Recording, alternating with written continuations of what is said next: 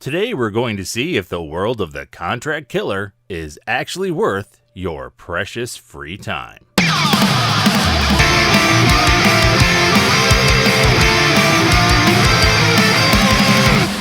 Agent 47 is at it once again, but if you've played the long list of Hitman games up to this point, there's some things that are now a little bit different. Whether they're good or bad different, I think really depends on the kind of gamer you are. Let's take a look at the basics. I want to start this off by saying that it kind of bugged me the way that Hitman 2 held my hand while I played. Let me explain. You see, each mission you're sent on is full of these little mission stories that make up the whole overall mission. And you can go to a menu, pick one, and start doing it, or you can simply come across one of them organically while you wander about. Trouble is, once you're following one of these mission stories, the game gives you little markers and tells you exactly what you should do. That is not the Hitman I know. Also, I hate to say it, but the little markers that tell you exactly what to do are not the best way to play the game.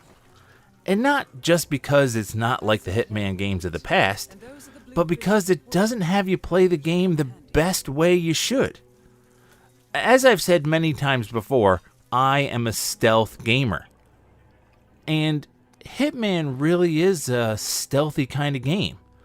But if you start one of these mission stories, the game is probably going to give you a marker to go find an NPC so you can take them out and take their outfit. Thing is, that NPC it wants you to take out is going to be in a heavy populated area. And it's going to be a very risky thing for you to try to take them out in order to get that outfit from them. The better thing to do is going to be to snoop around the map, find some useful tools, and discover the exact same outfit tucked away somewhere. You can stay stealthy and get what you need without anyone knowing and without starting any trouble. Now, the issue is, if you ignore the marker the game gives you and actually do what I suggest, the game will sometimes get upset with you and not advance the storyline, even though you do have exactly what you need.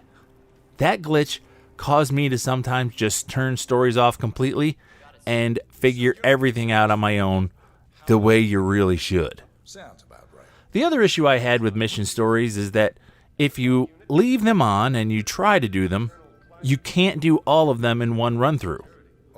While I guess that does add to replayability, if you don't do certain ones, when you get to the end of the level, the game will suggest you go back right away and play the mission again so that you get the content of those certain missions, as they're kind of important to the story. If there's stuff like that going on, I would like to know which ones are important ones before I start the level so I could give them priority on my first run through. Then after I get through those key storylines, let me decide if the level was good enough to go back and play through it again. If it was, I'll play it again for achievements and the other minor storylines. Speaking of replayability, that is actually something this game has a lot of.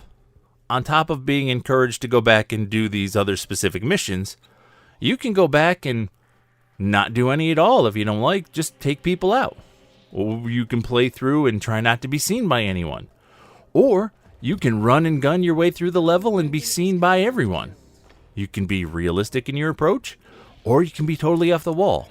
Everything is completely up to you, and you can try it again and again and again, different every time. It's actually stunning the number of different ways you can do things, and there are challenges to complete if you like, and doing those challenges will unlock tools, new starting locations, and new stash points for you. Although, I will say as a stealthy player, not a lot of the unlockables interested me very much. Here's the quick breakdown. As far as length goes, how long the game is in the end really depends on you and what you choose to do. I will say it's only 5 levels, but if you do all of the story missions and then go back and try to unlock all of the stuff and try out all of the starting points, it can be a decently long game. The story itself is a little weird and it's a lot different from the traditional Hitman game, but there is a story there. I will say, however, the cutscenes are not even fully animated, so I'm not thinking a whole lot went into this story. The game plays smoothly.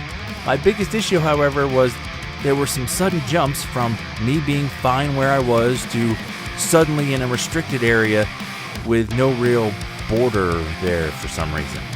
It was weird. The music and sound effects were exactly what you'd expect from a Hitman game, and the graphics were better than your average Hitman game. As far as fun goes, I'm gonna say the story missions kept me engaged enough that I actually did go back and play all of them. However, I did not return to do all of the challenges to unlock all of the stuff. So you could say it's fun, but not extra fun. If you're a fan of the Hitman games from over the years though, this is a whole lot more of the same with a bit of guidance through the missions. Which means if you're new to the series, this is probably a better place to start because of all the hand-holding. And then if you like it, go back and play the other games.